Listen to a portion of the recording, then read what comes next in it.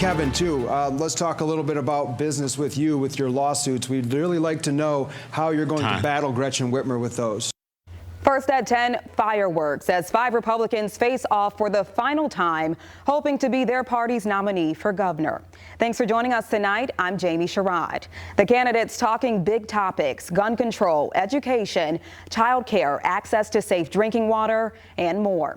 Tonight, we're bringing you complete post-debate coverage. Fox 17's Doug Reardon was there asking the questions. He joins us live at Oakland University along with Josh Berry. And you guys, a big night for the candidates and Michigan GOP, less than 2 weeks out from Election Day.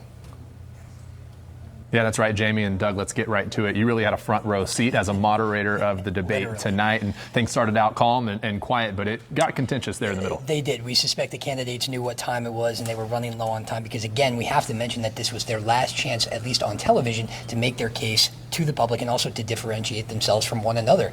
And, of course, as we've seen in the past, there was one candidate who really took the brunt of that, and that is Tudor Dixon. Depending on what poll you look at, she is in the lead in many of them, but also has picked up some big endorsements. Police Officers Association, Life Michigan, and also from the powerful DeVos family. And so that was something that the candidates went after her for in subsequent debates and also in this one as well. It was something that we expected to happen. It certainly did. At one point, Kevin Rinke, who was standing right next to Tudor Dixon, referred to her as the Gretchen Whitmer of the GOP. Listen. The fact of the matter is the DeVos family owns you.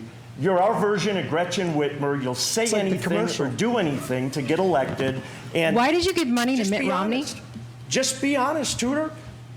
It's okay. Tell the people the truth. You're the one.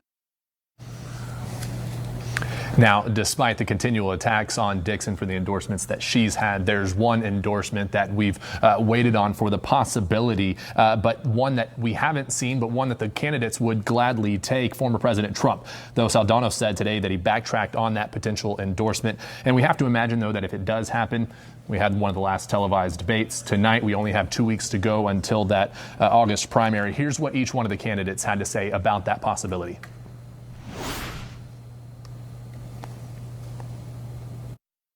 Every one of the candidates has in some capacity reached out to Trump to try to get his endorsement. I know there's been a lot of people that have given him a lot of information, obviously making his decision difficult, which is why he hasn't chose. I would welcome Trump's endorsement. We've talked several times. I believe that he believes in our message and our plan, and we'll just see what that is. I think all of us have said and are on the record of saying that we'd like a Trump endorsement. I've also said that there's an appropriate time for the president to come in. Well, I would certainly enjoy President Trump's endorsement because I think he was one of the greatest presidents we've ever had.